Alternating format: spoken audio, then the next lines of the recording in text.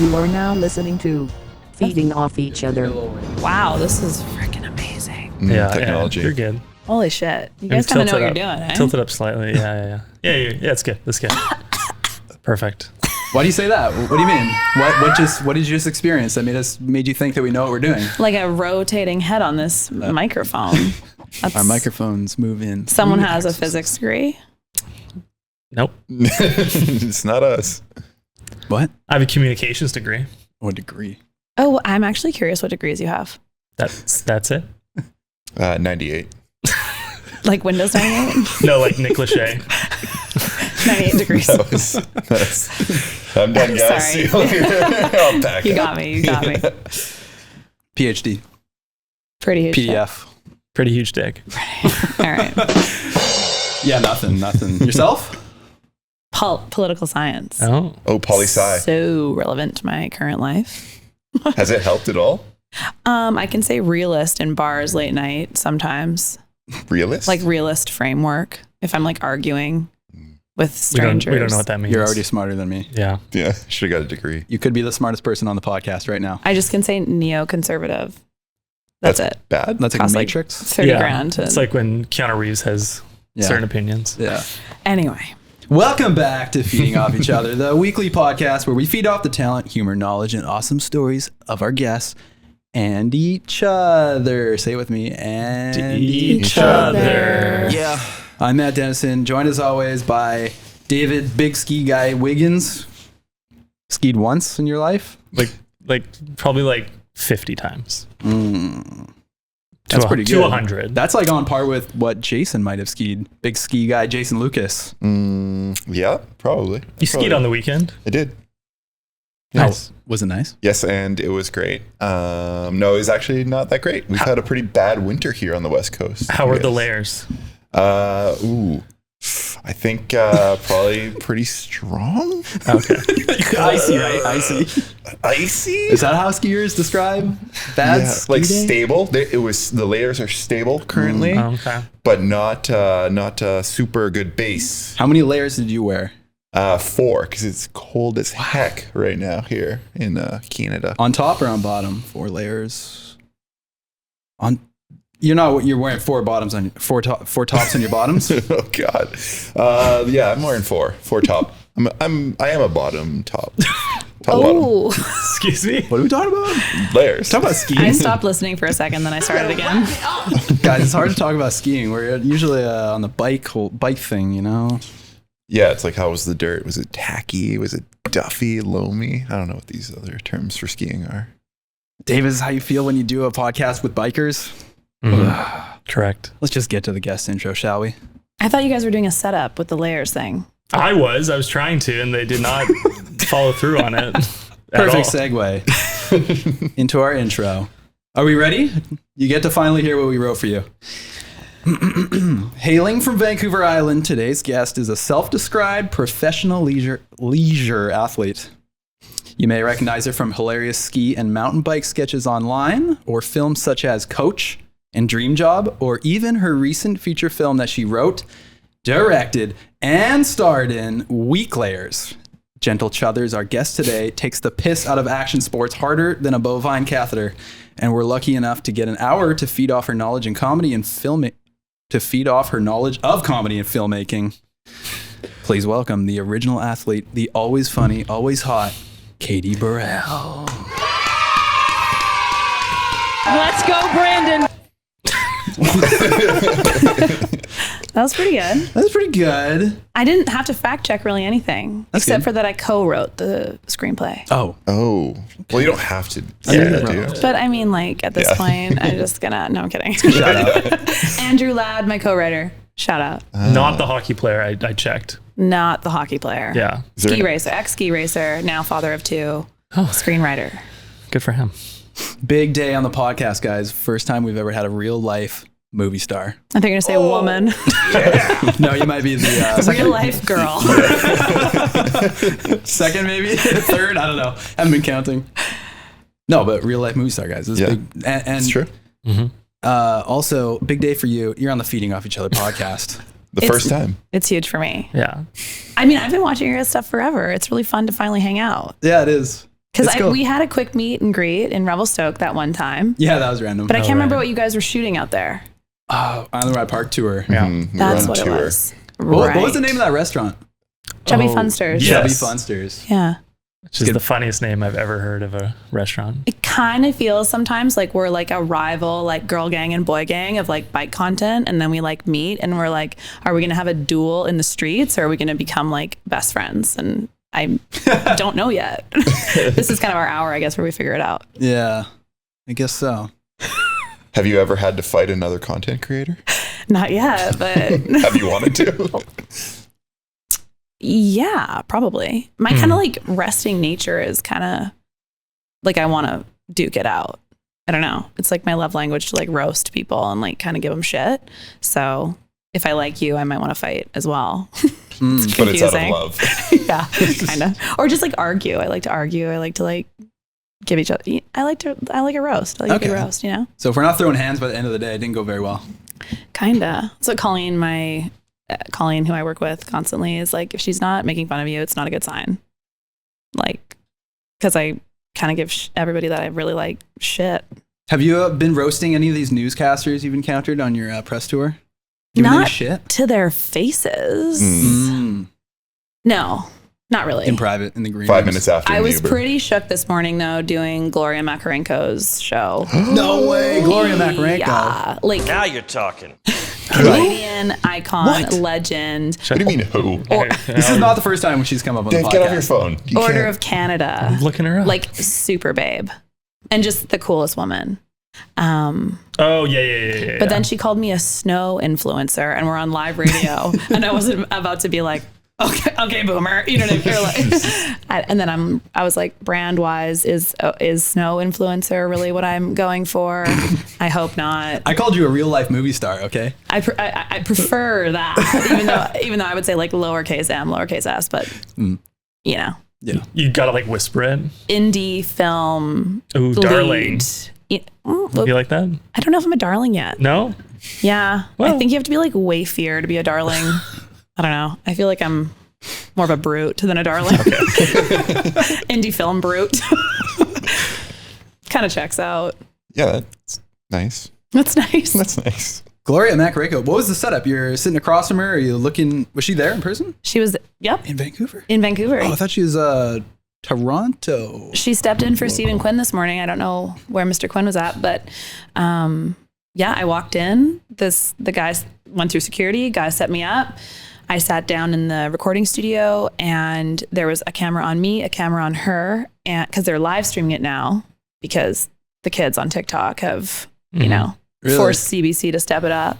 And she looked directly at me while she was on live radio, and it was just so wild because I've been listening to her since I was a kid, you know, and just see her doing her job in person, like 4 feet from her, you know. And then she was like, and we're here with Katie Burrell, snow influencer, and I was like, oh God. I was so close to being so excited to be introduced by Gloria Makarenko, and then I mean, isn't that like part of, you have a lot of names you give yourself. I know. There's a lot of things. I mean, I just, when I think in like, I'm not influencing snow. yeah. Like, What are you doing? Influencing Maybe laughs? Snow ski goers? influencer even. Do you know what I mean? Like the snow thing was what derailed it for me. But maybe But- they're leaving you open to other snow sports in that way. Like, Tobogganing. Yes. Don't want to paint yourself in a corner. anyway, it was like just enough for it not to become an intrusive thought for the entire like 6-minute episode. Do you know what I mean? I was like, just let it go, Katie, let it go. Like, just listen to what she's saying, answer the question. Like, don't Did you be turn like, into Beetlejuice? can we take 1 second to just back up? You know what I mean?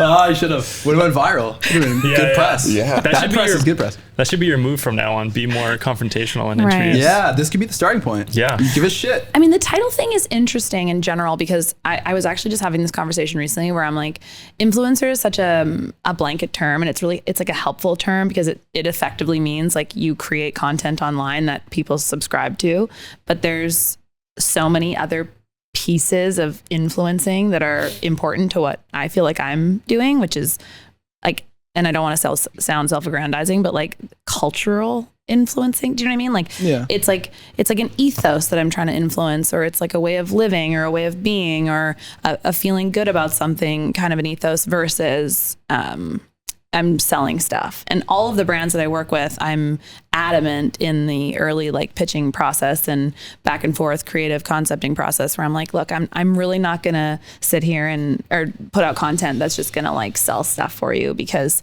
that's going to bastardize everything that I've built and the audience that trusts me to not do that, you know. And I don't growth hack. I don't do any of that sort of stuff. And I just try to keep it very like entertainment first. And, so influencer feels like it only covers, you know, a percentage of the experience that I'm trying to put out, you know?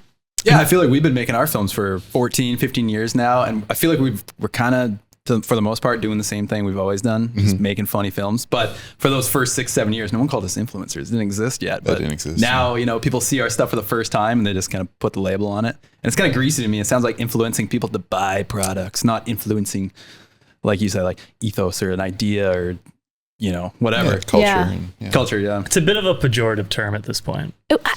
Which is so interesting. And I'm the guiltiest of it. I made a short film called Influencer that was roasting the concept of being an influencer. Right. Of course I became an influencer. Like, way to dig your own grave. Like, that's the easiest way to do it. Do you know what I mean? Take the piss out of something. It's over for you. It's coming for you, you know? But I feel like influencer conceptually has shifted. I mean, I read this thing recently where it was like talking about Michelle Obama as an influencer and Barack Obama as an influencer, and it's like a bigger term right now. But I think more so in the outdoors in an action sports space, it does have a greasier kind of connotation. I don't think that people in fashion or politics are as like resistant to the word or the concept of it, because they are like trying to communicate thought and evolution of, you know, style or whatever it is. And it's in this space. And I think it has to do with the fact that athletes felt taken away from as influencers entered the space. And ultimately people just have to adapt. Everyone has to adapt, right? And influencers changed the landscape in a lot of ways because they targeted pieces of the market that athletes weren't accessing, and brands were smart to pivot as it went. And I mean, I could talk about this for hours. I don't know if you guys want to go down this rabbit hole, but I'm just like, sorry, everyone. Like, this is how the internet works, you know? Mm-hmm. Yeah, no, I think you're right. And just to like add to it, I feel like too, we're between ski and bike are very like sports that, were, you know, pushing the norms of a lot of personalities, and a lot of people who didn't fall into the ball sports category went to like skiing or biking to be like edgy, and they're like, look at this cool little activity I do. And then now all this money is coming in, these big brands are coming in, and influencing is, you know, becoming more of a thing. And I think people don't like knowing that they're being marketed to, especially when they're in these fringe and niche sports that they think they're so edgy to be in. But I mean, skiing, huge sport around the world, massive amounts of money. Biking, getting there, like always like getting bigger and bigger. I think it's just the way of it. Skiing's kind of going crazy. Like Balenciaga is doing a ski capsule right now. Zara is doing a ski capsule. That's crazy. You know, I'm like, this is getting really, really, really mainstream. I mean, skiing, the history of skiing is mainstream. I think like extreme skiing perhaps is more of a fringe sport and is more counterculture and has that like skater energy to it, if you will. But the mainstream of skiing, like I used to work for Solomon, and they would talk about the fact that their business was predicated primarily on their rental fleets that are in ski resorts around the world, you know, and then this niche program that supports sending athletes out to the Himalayas or whatnot to not summit things. That's not what is, you know, bolstering the entire business. Like the business has always been and always will be supported by the normies. And for me, I was just like, let's start shouting out to the normies. Like, anyway. How do you, okay, what's a normie? Define a normie. Like your average guy, the everyman. Damn it. Is there a difference between a normie and a nobody? Not really. Not really. I think in terms of the way that I played that in Weak Layers, the nobodies were, a direct sort of mirror, like anti-mirror or reflection of the somebodies. And that was like the experience of my character Cleo in Weak Layers, understanding herself and accepting herself and embracing her community and the resources that she already has. Whereas the Normies is a sort of like term I've used playfully on social media to encapsulate the idea of those of us who are not extreme, not forcing ourselves to be extreme, not going to be the best at something we do, and also finding joy in that, because I think there was a lot. I mean, when I started putting this stuff out about like, tell your boyfriend to fuck off and go at your pace and he can wait, you know what I mean? Kind of stuff. It was like, it blew my mind how many people were, am I allowed to swear on this podcast? No, take that back. Yeah. You can say darn. Holy fucking shit! Jason gets fined $500 every time you swear. It's fine. It comes out of his pocket. Oh, sorry. Anyway, I was just like blown away by how many people were feeling like the same way, but like, you know, I mean, you guys have done content like that as well, where it's like average athlete stuff. And I think that's what a normie is like accountants that buy bikes, you know? Yeah. You nailed it. Podcast done. Accountants. You're like, the thing you thought of, correct. Yes, that's correct. I'm like, We thank just you. talked about yes-anding each other. That was yes ending. I said you nailed it. What are you talking about? Yeah, Yes, but it's and you nailed it. You nailed it. And what are your hobbies? You nailed it. And what's your favorite color? Oh, like, do you want me to ask you a question? You say that's how it Oh, works. shit. Oh, man. That's usually Matt's job. Wait, I just- I have a question. Katie, so what do you think about the Balenciaga ski line? I mean, Pull it up again. Balenciaga has had a tricky year or two with its. Didn't they post a like bondage with kids thing? Yeah. That was weird. Yeah. And that was tough for people to get over, myself included. I don't really know how you make that kind of an oversight. Look at this jacket. Is that jacket 3 times too big for him? Is he just very small? Also, why is he on a snow? These people can't ski here, snowboard here. So yeah, this is a ski campaign on a beach on the ocean, which to me screams durable gear. But it's ironic. Yeah, irony doesn't do much for me, frankly. Also, those skis are too short for her, and the boots look cumbersome. Now, where should the skis come to? How can you tell? Well, I don't know what kind of a skier she is. Actually, frankly, this person probably needs shorter skis. Because they're a noob? Yeah, the shorter your skis are, the more manageable they are. Is this generally. AI? Is this even Yeah, real? this person looks Yeah, weirdly it doesn't textured. look like a real Can you zoom in? human. Yeah, that's That Oh. looks that's not a person. very much AI. Pretty Oh, sure no. that's Balenciaga AI. just not paying real talent anymore? Well, nobody wants to work with them because they're like, Mm. sorry, I don't Did they really pay feel the like beach? you tying up my child. Thanks. I'm going to not engage. What's the rest of the line look like? I need to see if there's something I should cop.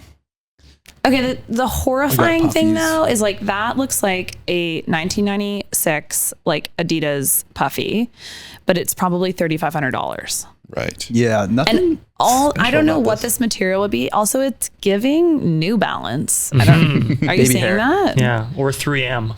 Is that a biking jersey? Like this is like What's with the shape of these clothes? a base layer. I don't know. They're just like they wouldn't keep you that. If you warm. squint, it kind of looks like the Umbro logo. It It's does. like Yeah. soccer logo. Mm. Yeah, it's, Come on, Balenciaga. It's just not. It's just not it. You got to get some funny people like us on the board. We'll make the decisions for you. Now, that being said, there are a handful of really high-end ski lines that I'm completely obsessed with that from like an aesthetic standpoint that are really impractical, especially when it gets cold. And I, as you know, a middle-aged woman, run really cold, colder and colder every year. So what I'm always curious about is these women who look way less built for the cold water than me are in these fitted kits because I got one because I just needed it. I needed it. And I was so cold, I couldn't function. And that was at like a family ski hill in Kamloops. I tested it out. I'm like, I don't know how you're doing Courchevel or the Alps in these things. It's there's no material. Weird. Yeah, I don't know. I run cold too. I need 19 base layers on. Jason runs hot, and he runs hotter and hotter every year. I run hot. Interesting. Interesting. Yeah. Yeah. I think I might just have a heart attack one day. It's just my heart is overcompensating for my lack of like fitness and general health. So You did mention something about that the other day. having a heart attack? Yeah. Oh no. Yeah, it was when I swallowed water weird. No. I hope it's on this pod. It'll be good for views. It's when we went mountain biking and I was talking about how I was tired and you're like, you ever get that thing where you like you're working out really hard and you feel like you're gonna have a heart attack? Okay, Katie, you might be able to relate. You know when you first start a strenuous activity, like in the first 5 minutes, does your heart rate just spike like crazy and your body goes, don't stop doing this. This is too much work. It's usually just when I think about it personally. Oh yeah. Okay, good. Thank you. 100%. Like been mountain biking for years. Every time we go on start pedaling up a hill, I'm like, holy, what's going on with my body? I'm gonna die. My body like rejects it. Yes. It's like it goes into survival mode. Exactly. I actually really struggle to work out really hard right now. I'm like battling that right now. My fitness is plateaued, not because like I've pushed myself so hard that I'm plateauing. It's like I physically can't make myself try that hard. Like when you do the grouse grind and people go by you and they're like panting, and I just want to like say like slow them down and be like, that's too fast for you. Like it shouldn't sound like that. Or you know what I mean? Like as soon as I hear myself like breathing really heavily, I'm like, oh, I'm out of my range. Like, you know, and same thing in the gym. I do like, if it starts to hurt, I just stop. So I'm not a good example of it, but of someone who's like pushing themselves and being like, oh, my heart rate's spiking. Cross country skiing. Oh, cool. Skate Misery skiing, sticks. Skate skiing uphill, 170 I hit. Heart on my rate? Miles per rate. hour? That's amazing. Oh my God. My heart rate. It went 164, 165, 170. I don't even know if that's correct. Like I don't know if your heart can do that, or my watch was just like shorting out, and then it went back down to 164 and just stayed there for a while. That's high. That's a high heart rate. What's your resting? Concerning, like 56. 56. No, I don't know. Okay. It's like 12. I actually have like a really low heart rate to the point that like, you know, when the nurses like test you, they put the thing on you. Every time it feels like a party trick, but at the hospital, they go, whoa, textbook. No, I'm serious. It's a thing. Like every nurse gets excited No way. that they've like come across somebody that they learned about in school. Like, is in your heart rate so low that you should be like dead? My heart rate's like the thing that the textbooks say is like the lowest good heart rate thing. Okay. They always go, oh. They say textbook for me, but it's the bad side of the textbook, what not to look like. Anyway, it's like the only thing that nurses say is good. That's what you want to hear when you go into a doctor's. Otherwise, they're like, you have exercise-induced asthma, and So no you more can't exercise. digest most foods. You take lactates now. Yeah. Anyway. Oh, fun. Let's talk about this movie. Yeah. We got to talk about this movie for about 2 hours, so Yeah, get let's started talk. now. Okay, so I'm just going to do this. You've seen the movie. I've seen the movie. You guys haven't seen the We've movie. not seen the movie. But you've been briefed on the movie. Correct. Go ahead. Do you have questions about your briefings on the movie? Like, are you curious about the movie just having heard the briefings? Yes. And I will ask those. That was so good at yes ending. We've been working on it, Katie. We're working on it. You guys should take an improv class. Well, we watch improv, you know. We're going to go to Whose Line on Thursday. It's the They're in same town. thing. Whose Lines anyway? Oh, cool. You got to go to the Sunday service. I've been It's the best show in Vancouver. 3 times. It's literally the best live comedy in Vancouver, in my opinion. I was going to invite at least one of them on the podcast. Oh, yeah, you should. I thought you were going to invite at least us. one of us to come to Sunday service. God, no. Yeah. Ooh. It's hard to wrangle us all and get us all in the same It's true. spot. Yeah, we don't spend enough time together is the problem. This is it. Right. The podcast is us spending time together. That's cute. Oh, sarcasm. We spend Oh, 40 hours a week together. Oh, well. Right. Yeah, but we're usually looking at screens or the other way or trying not to that's look fair. at each other. That's and Avoiding fair. eye contact. try to Yeah, put yeah. the AirPods in and have noise cancellation on. what's the biggest fight you guys have ever gotten into? Jason and Grade I... 5. Oh, sorry. What? Jason and I, we had a shirtless wrestle in a hotel room in LA. Oh, thank God. That you're talking late about the at other night. time. But it like One got time. real. Like It you was- were like jokes wrestling, and then all of a sudden you're like punch you in It was in like the classic face. dude wrestling. It turns out it starts fun and then it like Is that ends when- in kissing. Is that No, when sorry, Jason I mean, determined he was the bottom? I'm the top bottom. Yeah. It Okay. ended a little more aggressive, I think. We're also FaceTiming like ex-girlfriend, no, my ex-girlfriend, your current fiance. What if she remembers that? sure she remembers it more than we do. Yeah, we had a few drinks that night for Wait, sure.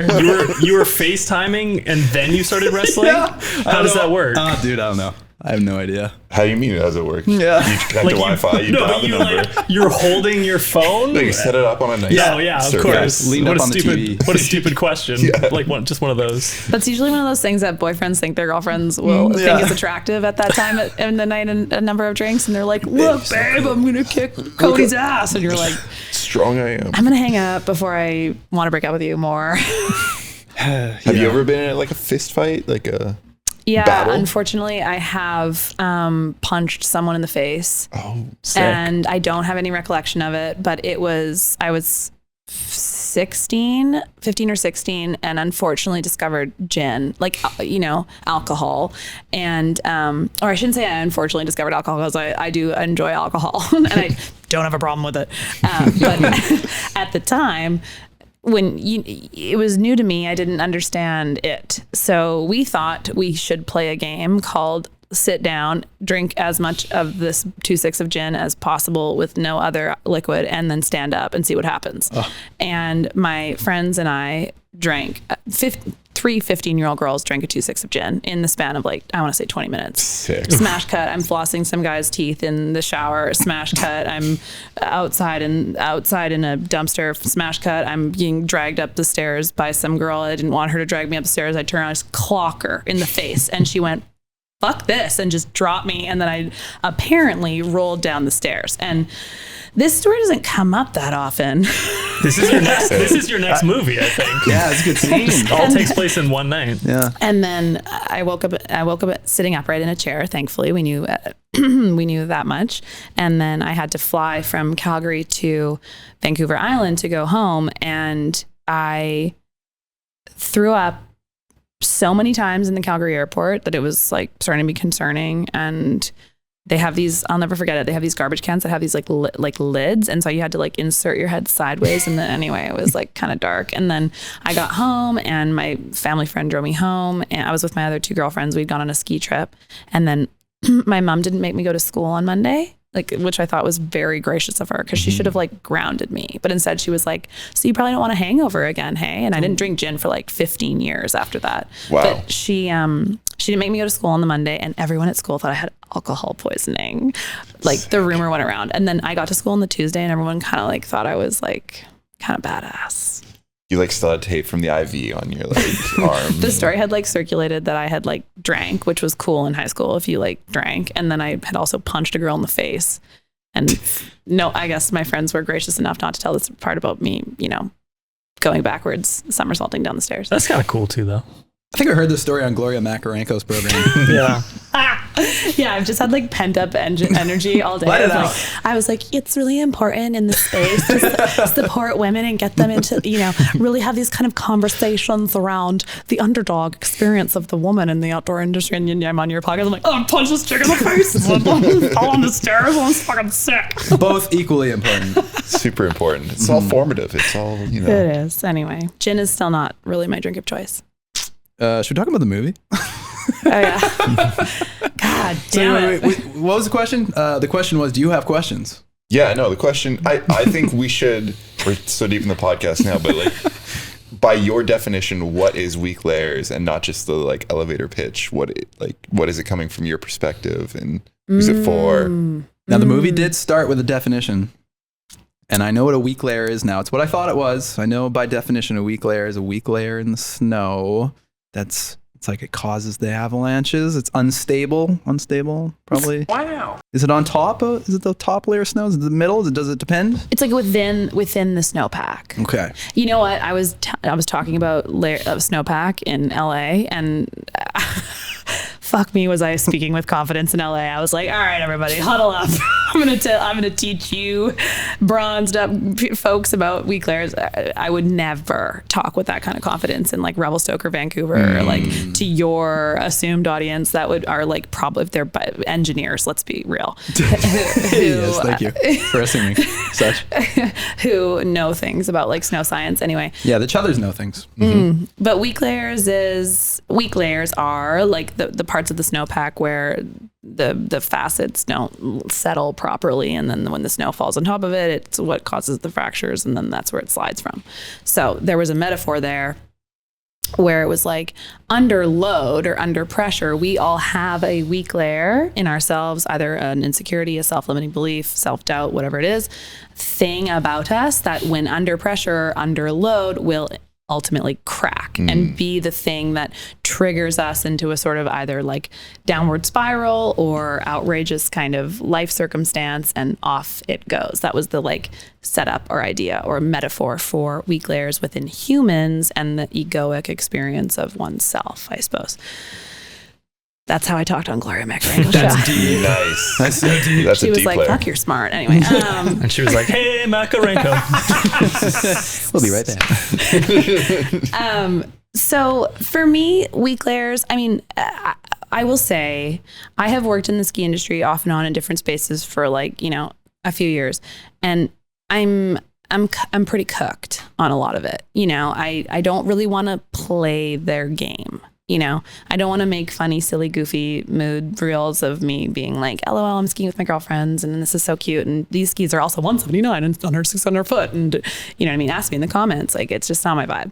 So in some ways, this script was a little bit of a like goodbye, like farewell, like love letter to the industry and the things that I have learned from it in the last 10 years, either participating in it, watching it, taking in the content, taking in the films, meeting some of the people, meeting some of the superstars, you know what I mean? Like being a part of it, but also feeling like an outsider in it the entire time and not really knowing where my place was in it. And I feel like that sort of external observation of this microcostic society, really, and hierarchy is where a lot of the inspiration was drawn from. And like, I have to say, like, it wasn't that much of a lift to come up with some of these characters because I have experienced them in real life. And obviously in the telling of them within a script or a screenplay like this or a story like this, you're satirizing them to an effect. You're creating more of an archetype than perhaps you'd, you know, come across somebody in real life and sort of elaborating on things to drive home a point about a certain archetype. But I didn't have to dig that deep. You know, these people really do exist. And I also wanted to make sure that the movie was really grounded in ski culture and that it was coming from ski culture, not Hollywood. I've said this 1,000 times at this point in the press tour, but I'm going to do it again. It's not like Hollywood making a ski movie where they're carrying their skis upside down and the girls have braids and toques on while they're like skiing black diamonds. You know what I mean? like a Hollywood movie that came from ski culture, where we had cinematographers from Warren Miller and we had real secondhand jackets from Arc'teryx with duct tape on them and like lived in wardrobe and environments that were really authentic to the way that we actually have lived this life and ski towns actually truly exist. So in a lot of ways, it was kind of like a bow on the last 10 years of my life, you know, and leaving university, moving to Revelstoke, living, you know, 4 girls to a 2-bedroom apartment with our buddy on a mattress on the floor in the living room. I was doing CBC Kelowna this morning, actually, and he's like this is terrible. He's a gastroenterologist in Kelowna. And I almost said that on like live CBC. And then I was like, no, his peers probably actually listen to this. Like they're legitimate human beings in Kelowna. I'm not going to throw them under the bus this hard. But I've done it on your podcast. This is where you can come get all the like juicy fun stuff. Anyway, and we were like shitheads. We were troublemakers, you know, and we got into all kinds of nonsense and hangovers and parties that kind of wrecked houses and an entrance that was just full of bags of empty beer cans that never made it to the recycling depot because we didn't know where it was. You know, Revelstoke's pretty big. So. Like you're just 20 and you're just an idiot. You know, you guys captured that party vibe in the apartment scene where you have the snow ramp inside. You see it in the trailer. That was like, yeah, that's like the ultimate. Just burnout, ski bum, destroy a house. Apartment, yeah. I've had that scene in my head for like 10 years, honestly. Like skiing inside of a house, kind of like, you know, those indoor mini ramps that skateboarders hit and they like shoot those really fisheye looking things. I've always thought those were super cool edits. Although Bam Margera had a ramp in his house. Yeah. Similar kind of vibe. Yeah. What was his show? Viva La Bam. Viva La Bam. When I was Jackass. an au pair in Switzerland, that was the only show in English on like the TV in Switzerland. I watched every really? episode What? of it, Wild. and maybe I'm like subconsciously deeply inspired by Bam Margera, like visuals or something or whatever. But I met him once in Vegas. Did Ran you? into him. I couldn't believe it was actually him. I was starstruck, and I thought it was an impersonator. And I had to go back and took a photo. And apparently, it's a faux pas. I shouldn't have taken a photo with Bam. Can't ask celebrities for a photo. Why is it a faux You pas? can I don't ask- know. Someone told me it's a faux pas. no, some Faux pas. celebrities really like it. Yeah. Some celebrities are photo celebrities and some are not. He's not that famous. He's not that famous. Bam Margera. He can settle He can down. take a photo. Yeah, he can. I saw Natalie Portman with her children in the airport like 2 weeks ago. She's not that. And I was like, this is not a photo celebrity. No. No. Especially not with the kids. Yeah, Hardcore especially not. not with kids, obviously. No. But I did like whisper that I loved her to her. Natalie. She was like, thank you. Did you do a unique thing no one's ever done in that moment? Not particularly. I just tried to like, in my head, I was like, we work in the same Right, industry, right. you know, like peer to peer here, like colleagues. She's you probably know? never You heard probably that. saw my new movie. It's been in theaters for 1 week. It will be in theaters for 1 week. In some towns, it's only there for 1 day because they can't justify it. Holding So it for any precious. longer. 1 day only. Tickets are $1,000 Listen, each. her latest movie's just on Netflix. You can't even go to a theater. No, I So- saw it. I saw it in a theater. Yeah, it was in Did the you? theater. I'm sorry, and that's what I did. My unique thing is I said, I'm sorry, but May December is so fantastic. And she went, thank you. You liked Oh, it? you actually did talk to her? Uh-huh. Oh, wow. And then I said, I've already seen it twice. And she said, thank you. That's very nice. And then I stared at her cheekbones for like 1 to 8 seconds too long. And then I made a point of not looking down at her children and their Dior roller bags. And I exited. The Balenciaga ski jackets. Smart. Yeah. So, you know, when I like run into her in the Golden Globes in like a few years, I'm going to be like, do you remember the Reno airport? yeah, from the Feeding Off Each Other podcast. What? My favorite podcast. Anyway. in California, bro. It's always How'd you tricky. get here? It's always tricky to know whether or not to talk to celebrities or say anything to celebrities. I saw Justin Hartley in my hotel this morning. I'm on a hot streak with seeing celebrities, actually. I saw him this morning. Who? And Justin Hartley from This Is Us, and also the season 1 shit. Selling Sunset drama where Yeah. he broke up with Chrishell on a Post-it note, and which is so Sex and the City coded of him. But anyway, and then and I didn't say anything to him because I'm kind of Team Chrishell ultimately, and I met and talked to like a real conversation with Sandra Oh in Mexico City. And I was shaking after that one. Because I feel like she's like a Canadian icon. I get really excited about like women from Canada who have done it. Like Gloria Makarenko, I was like, I really had to control myself because I didn't get like a meet and greet with her before I got on the show with her. And I was just like, holy shit, like you are a female icon, like a female Canadian icon. And Sandra Oh's the same way. There's something like you see US American women sometimes you're like, oh yeah, I mean you guys all are whatever, America. You're born in LA. But something about Canada, it's like you jumped through some hoops. For sure. You know. Yeah. Anyway, I had a real conversation with Sandra Oh, and I was like vibrating for like 48 hours after. She made me feel really seen. I don't know. I was like talking to her about her career, and then I was like, I actually just like have my first feature coming out, and she wasn't like, you know, Yeah. that's adorable. She was like, what's it called? Da, da, da, da. I was like, so when I run into her in the Golden Globes in a few years, like, just kidding.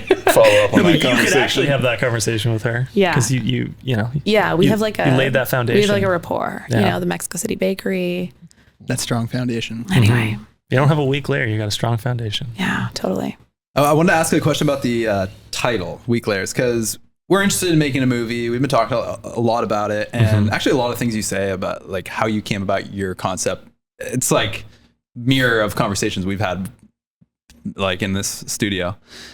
But I'm listening to an audiobook called Finish the Script. And the first step that they suggest to making a movie is to just come up with a working title. It's the first step. Just come up with a working title. Don't think about characters or anything.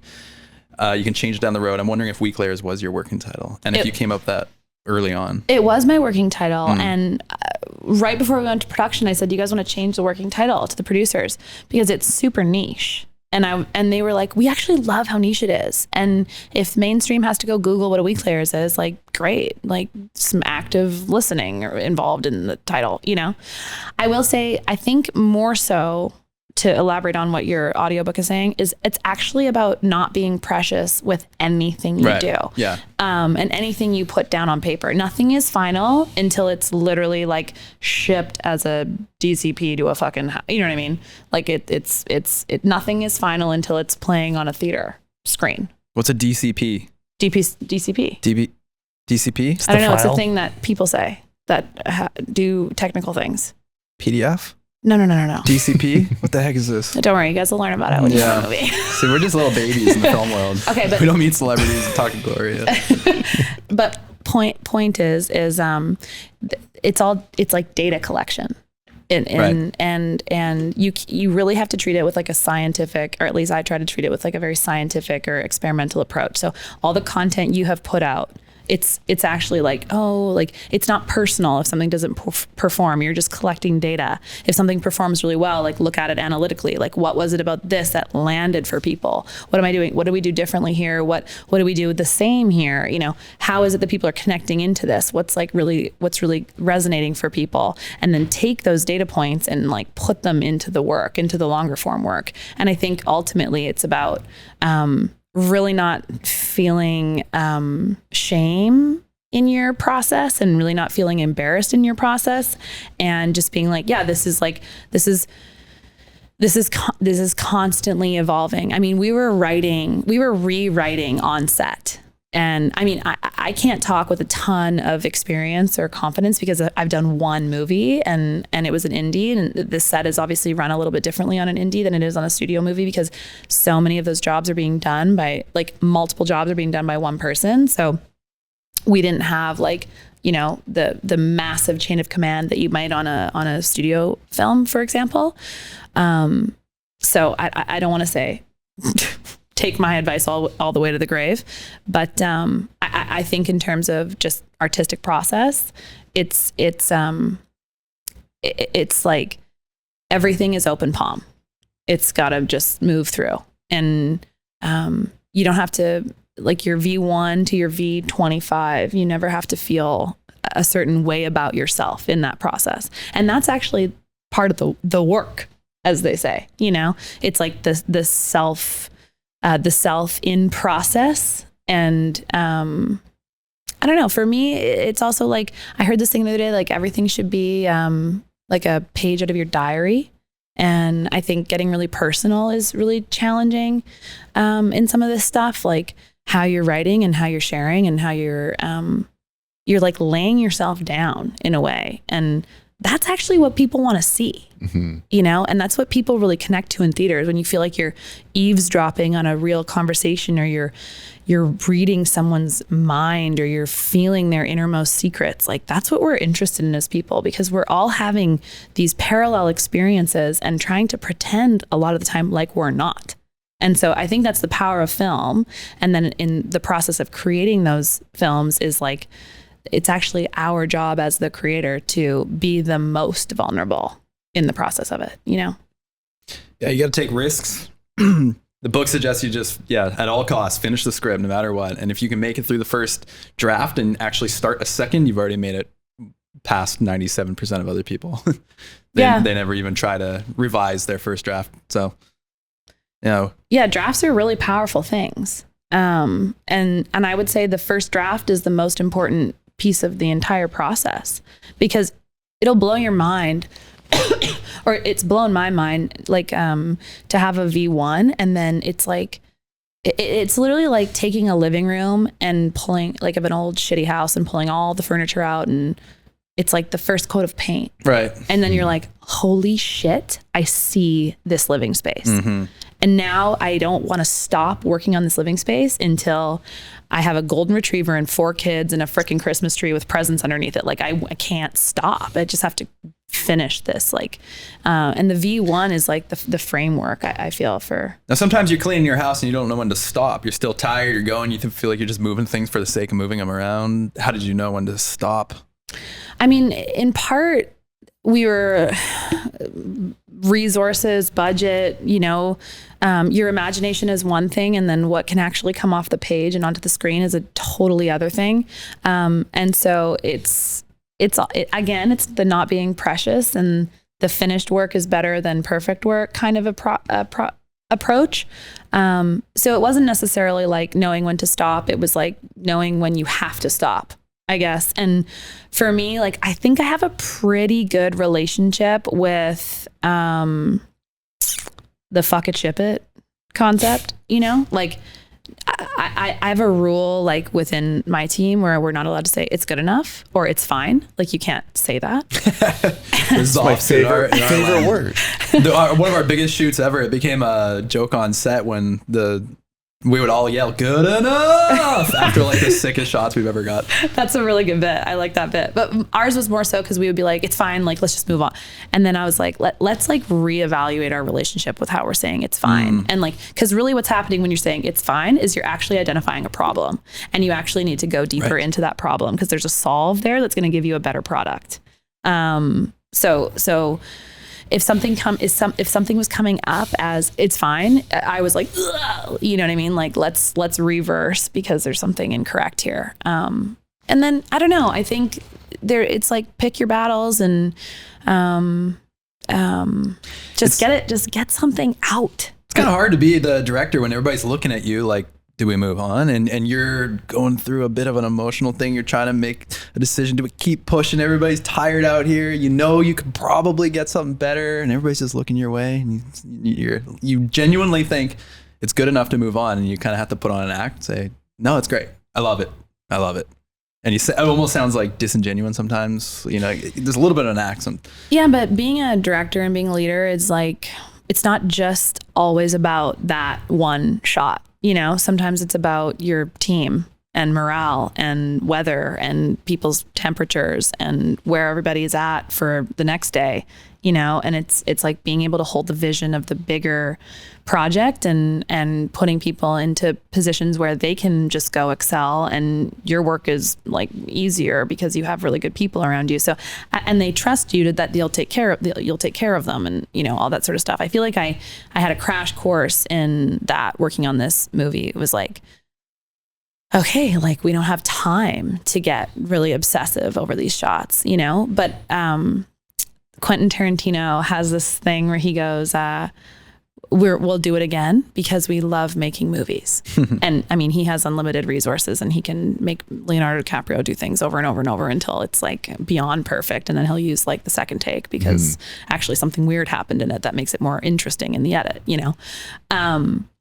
So I had this like bit on set where I'd go, we're going to do it again because, and everyone would go, we love making movies. It was like, and if you can kind of create like humor around the fact that you're just slogging through things sometimes, it like makes everybody feel like we're on the same team. It's not a top down approach. And I really try to come onto set with that the entire time. It's like, I'm probably the newest person to filmmaking on this set. Like, you tell me, you be my leader. Like, I'm gonna lead from behind, which I've actually done as a biking bit, but I was really like brought that into play on this thing because I was just like, the more I enable people to shine, the more I'm gonna get. And it was like incredible what the crew brought to set, and the other actors as well. Like, because I was managing a lot mentally, doing both those jobs. You mentioned that you had an indie crew, so a smaller crew than normal, but there were some scenes where you had a lot of background actors. I was curious about them. There's one scene when Tina receives the red because she's a hot girl. She can get what she wants. And there was quite a cool shot. Oh yeah, here it is. Quite a cool shot. Like a lot of background there. And I was thinking, what? Is this real? Is this cast? Is it AI? Can you let us in? Okay, so This shot is actually a bit of a joke because our extras coordinator, Bo Martino and Nicole Drion, were joking about that the fact that they called all these people to come and that they were all working extras. But really what had happened here was that it was a powder day on KT 22, and that was the public. And we kind of looked at each other like, fuck it, chip it.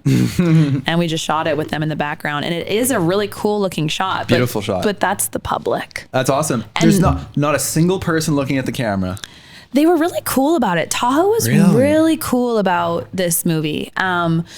The whole community knew it was happening, it felt like, and they were extremely excited about it and extremely supportive. And it's now been held over a third week in Tahoe at the cinema there, because the community just coming out to see it and love it and celebrate it.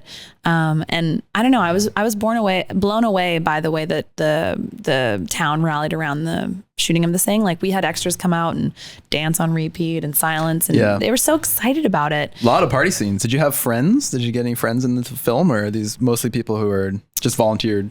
This was volunteers. I mean, the producers are Tahoe based, so it's a lot of their friends. Okay. And I don't know, again, I don't want to sound self-aggrandizing, but a lot of them were like followers of mine as well. Yeah, for sure. And they were super excited to just support my career, which is really cool, and like meet in person and like chat and like have a moment together. And it was like, yeah, I always get really excited when the power of social media shows up in real life, because it's just like very validating and very like soul healing as the opposite of how like draining social media can be sometimes. It's really nice to make those connections in person with people, you know? You were there, Sandra Oh. Maybe. Wouldn't that be cool? Yeah, you got to use it. It's like a hack. It's like the new age. Like, that's how you get background actors. If you're making online films like us, you got to ask the fans. So they'll work for cheap. So you guys want to make a bike movie? No, not exactly a bike movie, but we'd like to make a feature length film. Include an element of a bike. Narrative, yes. Cool. Writers writing together. Writers, yes. Mm-hmm. How much time do you dedicate to it, like on a weekly basis? Well, we just started our movie writing Fridays last. Oh my God, that's so fun. Friday. Yeah, like 3 days ago. Yeah, and and you're like, we should have Katie Burrell on the podcast. Good timing. And I don't know. We only worked for like a couple hours, and then we said, okay, next Friday, let's like probably do the whole day. So yeah, cool. We're working on it. But we've been talking about it for 4.5 years. So that's what it takes sometimes. Service. I mean, I feel like I've been thinking about making movies since I was like 3. You know, the dream has to feel very painful, or you won't stick to it. Mm-hmm. If not achieving the dream doesn't feel like it's going to permanently injure you, then you probably won't make it happen. So you have to like lean into how much it hurts, like how bad you want it. Because it's not easy. It's not that, like, there are not fun days. That's what my wife said last night. Like, you gotta go. It's not easy, just take it. Is she working film? No, forget about it. I'm talking about, never mind. Just cut that. We gotta cut that. I got a loogie. So Didn't work. One thing we were discussing too was like, when in the timeline does everything happen? Because we were like, okay, you start coming up with ideas, you start writing, you write like when do you sell it? When do you pitch it? Like, when does it all, did you write a script first? Well, I got really lucky because, so there's no formula at the indie level. Indie films can come together in any way, shape, or form. And I got really lucky because the producers of Weak Layers had seen Dream Job, and they liked what they saw in Dream Job, and they reached out and asked if I had a feature.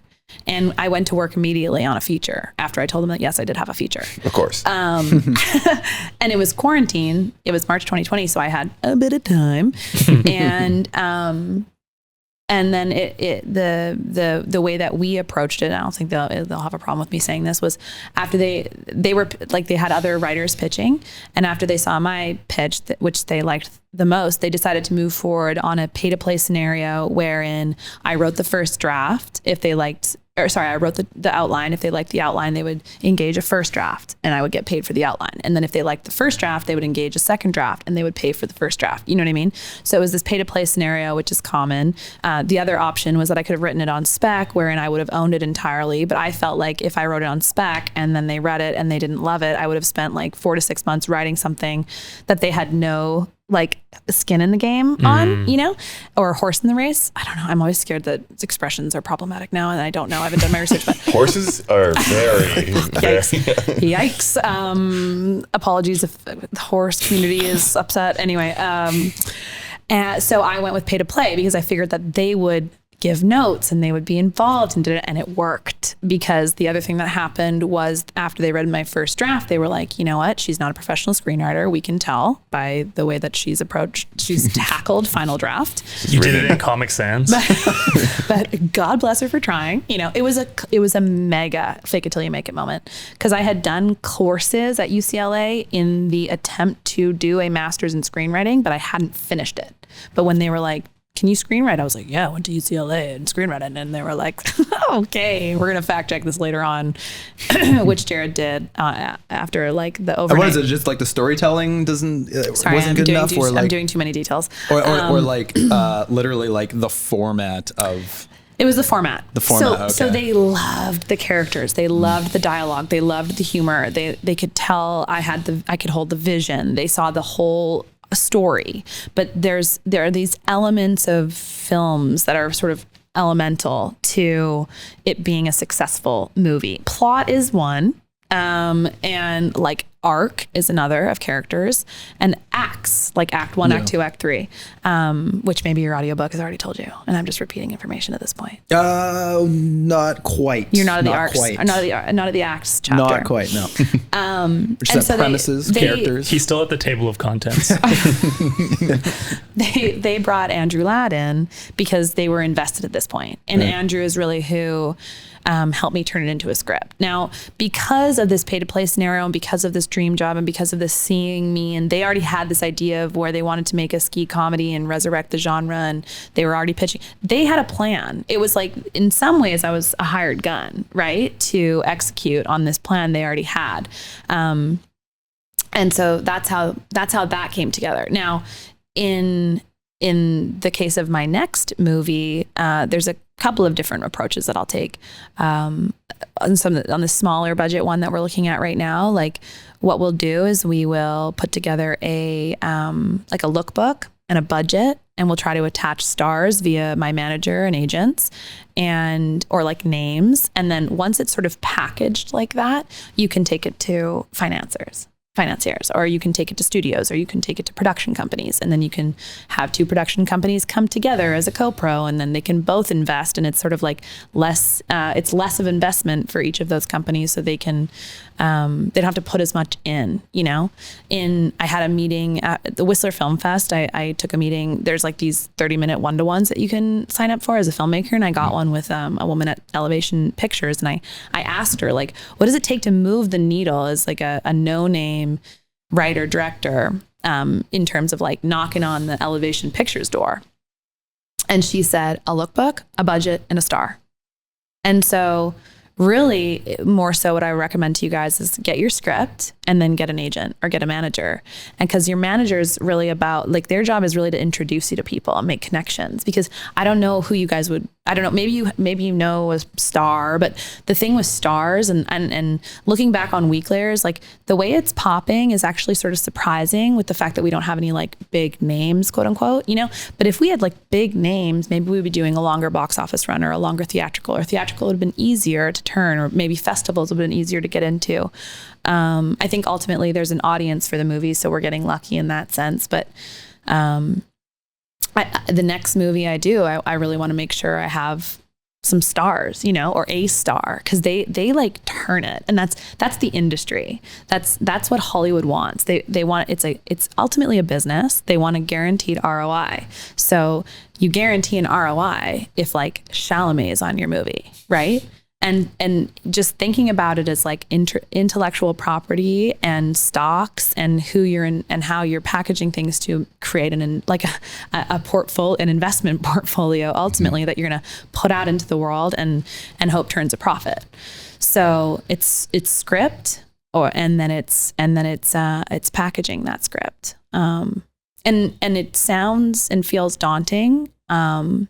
And the more you do it and the closer you get to various people in the industry, the easier it gets because everybody's doing it all the time.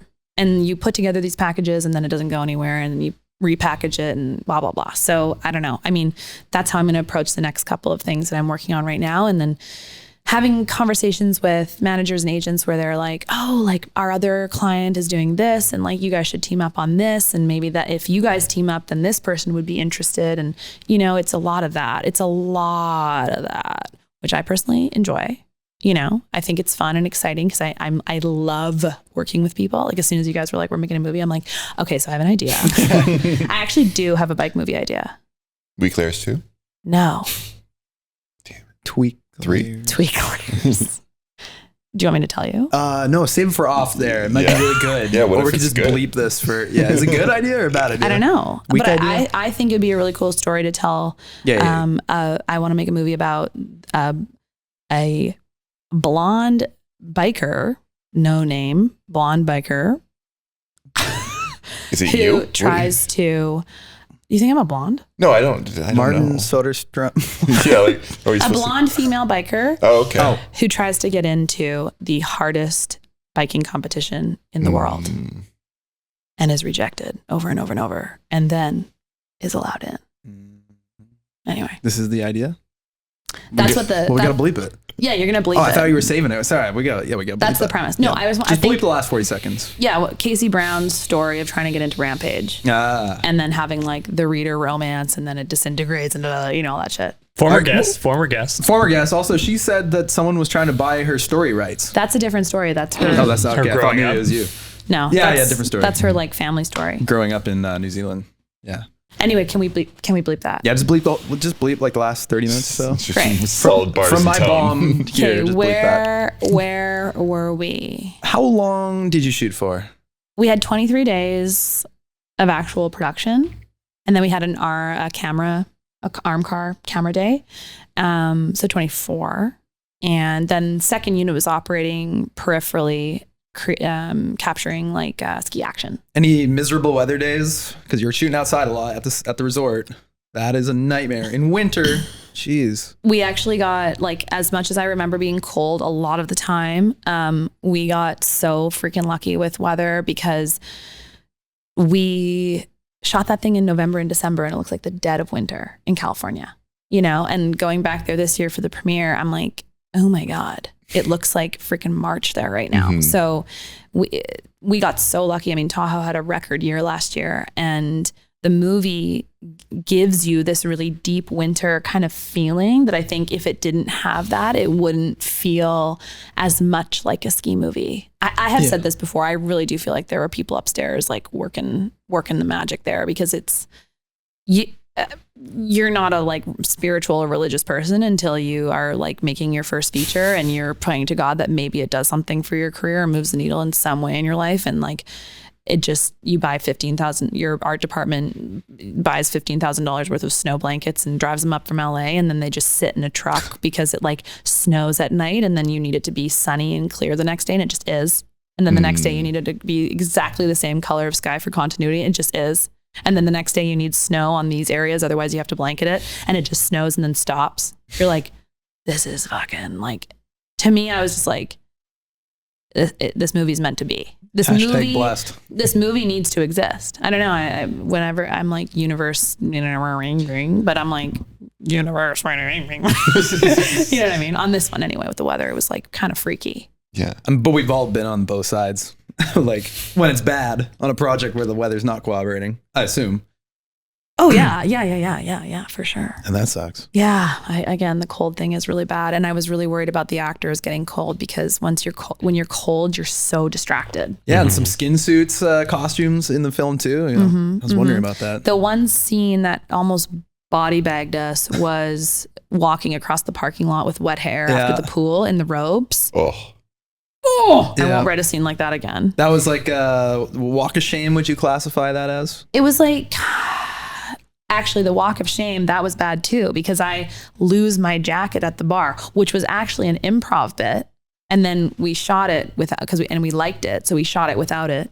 And then I didn't realize until the next day when we were shooting the next scene, I was like, now I have to do this fucking scene in a sweater.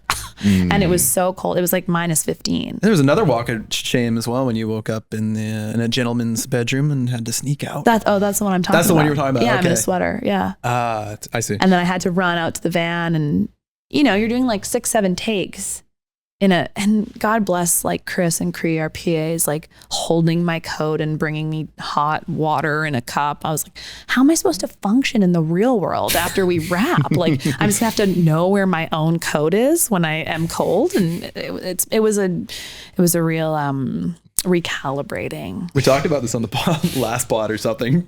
The importance of the person that holds the jacket. Yeah. Did you have good PAs? I had that job one time on a music video here in Vancouver for like a boy band that never quite made it. But Which boy band? I can't even 97 remember. Were they a Vancouver boy band? No, they were Vancouver boys. LA. They were LA. And it was in the sort of era of boy bands, like kind of starting to like go away. And they were like, maybe we can resurrect a boy band. And on the music video shoot, I held their jackets and I was the guy. It was like the director, the DP, then me in terms of hierarchy, because it was so cold. And we were shooting in a parking lot by the P&E and they were hosing down the parking lot at night so it would glisten. Yeah. Like the big lights were shining. I would glisten up on them and they were like spinning and water was like splashing up at them. And then they'd be like cut and these like 20-year-old boys would be like, and I'd be like, come here, boys. I got you. Mommy's got you.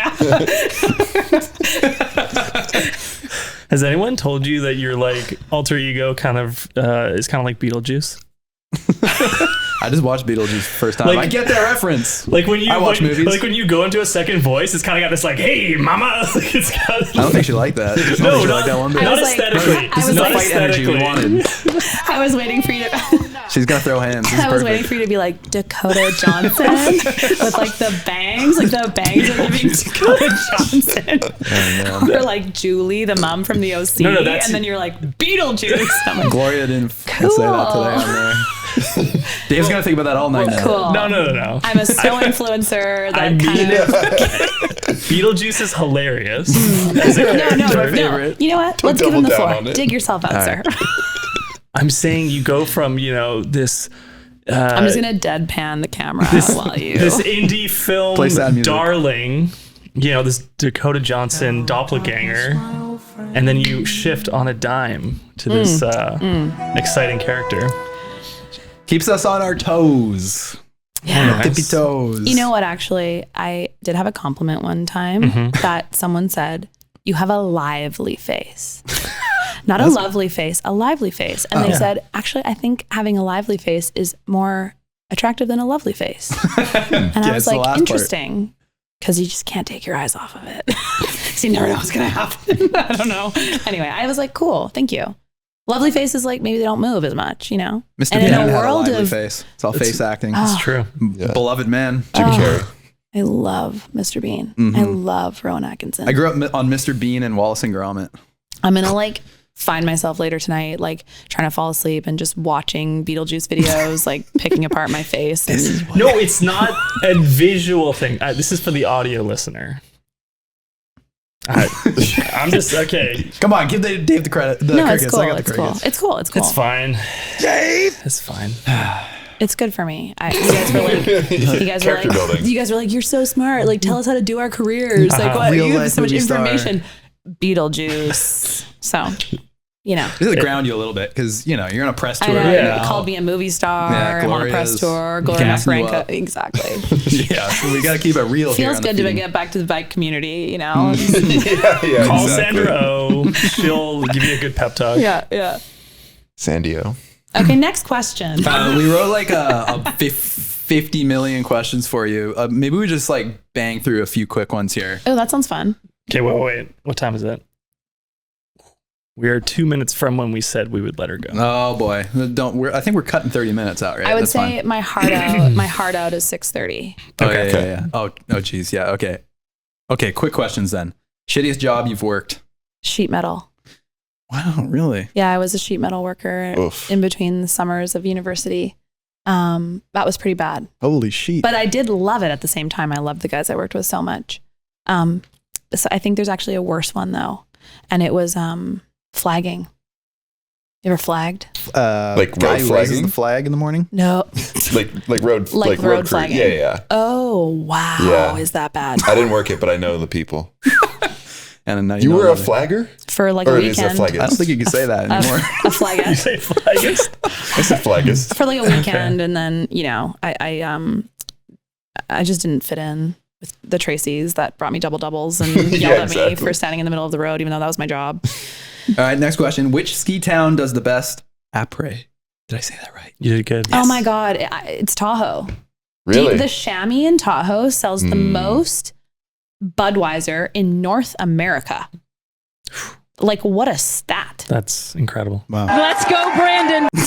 What's your favorite movie? Beetlejuice. Next question. What was your first concert? Sorry, you want to answer it legit?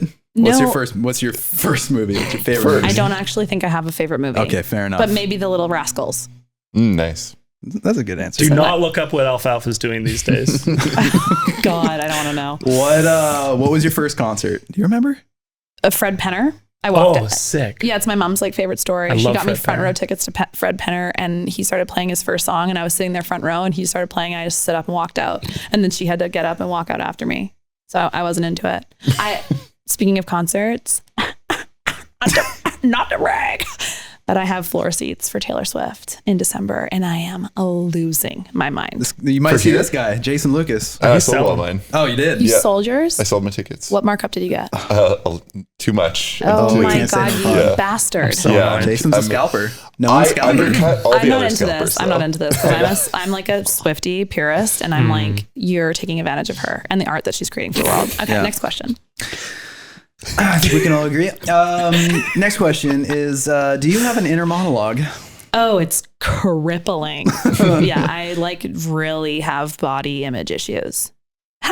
You guys were like, let's do quick questions. I I'm don't like, think that was how much like time do you have for body dysmorphia? No, I mean, I don't think. Lots. I mean, I guess that's part of it, but more it's just like, do you hear your thoughts or are you just acting like whatever you think of, you just do? Like when you read a story, are you hearing the words in your head or are you just seeing sentences? Oh, I'm seeing sentences. I'm in it. I'm just in it. And it's Like when it. people that read books where they read the words, I like can look at the page and know the story, or I'm in the story. Does that make sense? Sort of. You're immersed. I'm immersed in the story. And inner monologue wise, you were not talking about like horrifying, Yeah, not like mental loops that you. self-hatred. Not that, but yeah, that's for Oh, the, cool. That's cool. Cool. that's for the CBC. Next question. Sure. Just a light one here. What do you think happens after you die? Oh, I believe in reincarnation. Ooh. What have you ever heard that your birthmark is a sign of how you died? Yeah, but I don't have any birthmarks. I have a birthmark right on my forehead, right here, right in the center between my Jeez. eyes, from the top of Ooh. from my hairline to my nose. Yeah, I don't necessarily think it's how you died. I think it's something, it is something though. Do you know what I mean? Like, I don't know. I heard this thing about past lives and reincarnation and energy and whatever. And they were talking about how a lot of people in our current generation have like really bad trap pain and like upper shoulder and neck pain. And it's because so many people died by guillotine in like the Dark Ages. yeah. Yeah. And so now we're coming back and we're all like, oh my goddamn back. Oh, my neck's killing me. It's like, well, it got sheared off in a geez. medieval war machine. Anyway, Whoa. no, I believe in reincarnation, but not necessarily just as human energy.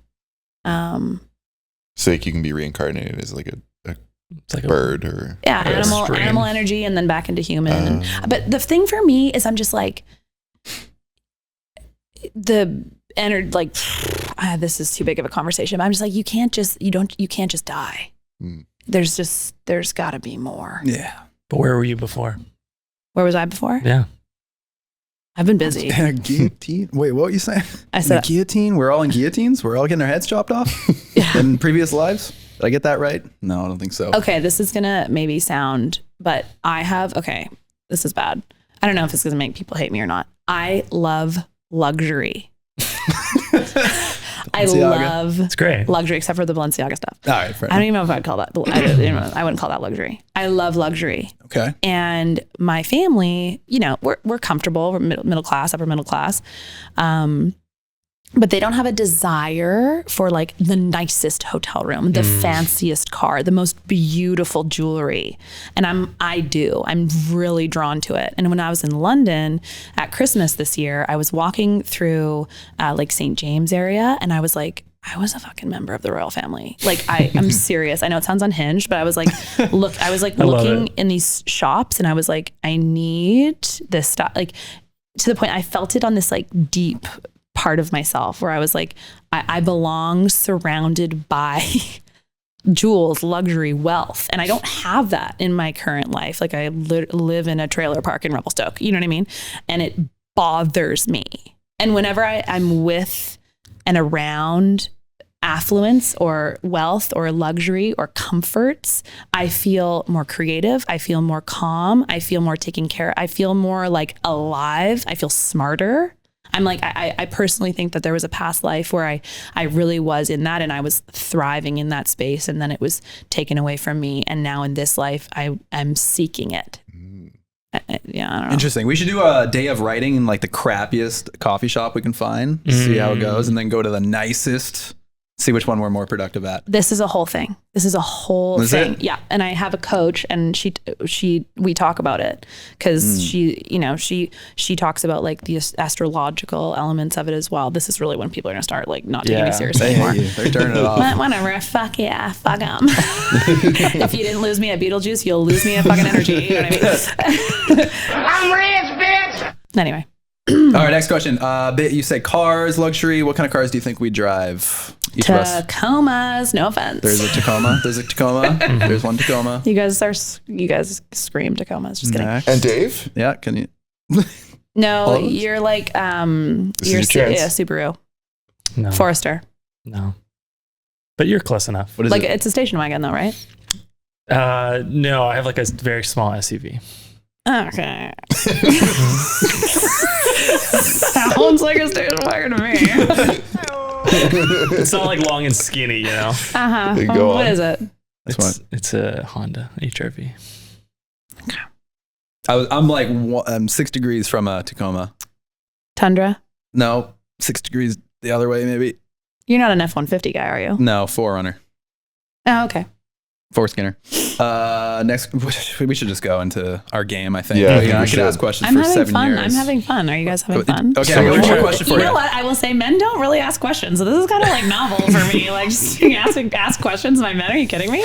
The women listening to the show, I don't know how many women listen to your podcast, but the 3 women that listen to your podcast are like, wow, listen to them go. Hey, we got a few more after this one. Yeah, just you wait. They had questions prepared. It was all women in the theater that we went to. All women. I always say, if you haven't heard of me, ask your girlfriend. Okay, I'm going to read you what our questions are. You got to pick one, okay? You can choose between what's the last text message you received and when will you read it? What's your guilty pleasure? Have you ever been arrested? Who's on your movie Mount Rushmore? And have you ever been fired? You got to pick one. Choose quick. Fired, I guess. You've been fired? Yeah, I've been fired. Go on. And? I was a sushi chef for a day. What? Mm-hmm. Is it before or after the sheet metal? This was before sheet metal. In between flagging and sheet metal. You've lived a whole life. I have done a lot of things, and I was, you know, when you have like, you can't get a job because you haven't had a job. Mm-hmm. So I was like 18 and the only job I had was a ski instructor and a nanny. And I needed like a job that was going to give me enough money to have cash when I was at college. And so I was like, I got to get a waitressing job, but I've never waitressed. So I went to a restaurant and I gave them my resume. I handed my resume out to a few different places. This is in Nanaimo. I didn't go to Cactus Club though, because Cactus Club, apparently they wrote what you were out of 10 on the top corner. And, you know, this is pre-body positivity, et cetera. And we wonder where our crippling, you know, mental body dysmorphia issues come from as millennial women. Anyway, I didn't want to know. That's awful. I didn't want to know if I was hot enough to get hired at Cactus Club, so I just didn't go. And it's something that haunts me to this day. No, I'm kidding. But I did go to the sushi restaurant beside Moxie's across from Woodgrove Mall. You were in 11 there. And I... It's for our chopsticks. And I walked in with a lot of confidence, and I was like, I'm just going to take a different approach this time. And he was really busy. He was like running lunch service, and he was like, do you have any experience? Like, you have a resume? I'm like, yeah, I got a lot of experience. And he was like, okay, well then get back there. And we kind of miscommunicated, where he thought I had experience actually cooking Japanese food and making sushi. So I got back there. I put on my little white tunic that was hanging in the back. I did the little buttons up across the front, and I got to work on dipping the tempura in the. I put in the prawns in the tempura batter. And this man came back and yelled at me like maybe 4 to 12 times in the span of 2 or 3 hours, and I lost a lot of shrimp in that tempura deep frying bucket. And then I tried to make a few sushi rolls, and they fell apart. And then I sent a few pieces of... Really no sheet metal experience came into the rolling of the seaweed? I hadn't done sheet metal yet. Oh, it was Flagger. before. Okay, I did so it went the other flagging. way. I did Seaweed. flagging, then sushi chef, and then I got the sheet metal job. And the sheet metal job is a great story that we can save for your next podcast. So Can't you'd say that job was temporary? All right, are you guys ready for a sorry. game? We don't have much play a time here. Kitty's got 6 minutes. Yeah. She's going to be late. And Wait, we got to do the intro. We got to introduce... We Yeah. got Nardware on the Yep. lock here? You know Nardware. I don't have it. I got it. Okay. Are you ready? It's that time again, folks. Time to play This or That, the game where you choose between 2 radically different options. Either this or that. Are you ready? Wow. I think so. I Okay. don't think I have a Who's choice. saying the things? I'm going. Okay. Early mornings or late nights? Oh, late nights. Pia marble or poopa baseball? PM Marble. Bad talent or bad writing? Bad talent. Jack Daniels or Fireball? I like it or I don't like it. You like Pick it? one. Yeah, you got to drink one. I just have to pick a Fireball. Hecklers or dead silence? Dead silence. 60 chicken nuggets or 60 chicken wings? 60 chicken nuggets every time. Being an undeniable legend or unsung hero? Unsung hero. Walk of Shame or Hall of Fame? Walk of shame. Bar up or bar down? Bar down. Cry every time you poop or poop every time you cry? Poop every time you cry. Working with brands or working independently? Working independently. Juiced up frat boy or burnt out ski bum? Juiced up frat boy. Vomit on a gondola or shit your pants on a chairlift? Shit your pants on a chairlift. Wipe front to back or back to front? I forget. Adventure buddy or life partner? Ah, fuck them both. Directing or acting? Acting. Resort or backcountry? Resort. Revelstoke Mountain Resort or Mount Washington? Mount Washington. Apparat at the bar or in the parking lot? Bar. Shrimp cocktail or sex? Shrimp cocktail. Flimsy, Sex, sorry. Ew. Gross. flimsy coverings or weak layers? Oh, weak layers. Go see my movie. And finally, weak layers or strong foundation? Again, weak layers. Please go see my movie. This is all I have at this time in my life. All right, y'all. Thanks There for you listening. go. You did it. I'm that's a really podcast. concerned with the fact that I said shrimp cocktail over sex. Like, That's fine. I'm Are concerned. you hungry? But it's because I went to Joe Forte for lunch today, nice. and I was with my manager, and she got Caesar salad, the seafood Caesar salad, and then I was like, that sounds really good, and I get really bad food envy. But when I had looked at the menu before, this happens to me all the time. Yeah, for sure. When I looked at the menu before, I was like, I know for sure I want the shrimp cocktail, and then she ordered the seafood Caesar, and I was like, fuck, she's gonna get it, and I'm gonna want it so badly. So then I had to get it, and now when you said shrimp cocktail, I was like, fuck, I really wanted that. Well, for the fans out there listening, it was reference to the film. There's a I know line in it the went film. right over my head. Food. So So good. Matt, Yes? you wanted to sing a song in the No, outro. what do you got for me, Dave? He just What do you got? What the? What are you playing? After my sentence, but This is Matt singing. Just- I mean, if you're vulnerable enough to do this, you can write a script. Are you trying in this? This is not me. This is AI. I don't know what the hell he wrote. It's weird. The champions. I'll play it another time. It's okay. if Wait, you that don't. was your whole thing? Yeah. Oh, I did God. one for Yeah. Jason Built that one too. It's also like No. totally cool if we move on from this bit. Yeah, exactly. My cardigan. All right. Oh my God. Please. Stop. Yeah. Well, Jump to the couch. R.I.P. to headphone listeners. Wow. I'm sorry. Thanks for listening. Please remember to subscribe, leave us a review, drop a comment on YouTube, ask us for advice, or leave us a message on SpeakPipe. SpeakPipe.com/feedingoffeachother is our voicemail. We want to hear from you. And as always, thanks for being here, Katie. Good luck in your career. We really enjoyed having you on this program. Oh, you went in num num. Yeah. Num num num num num num. I'm not. Thank you for listening to Feeding Off Each Other. Please subscribe for more great podcasts.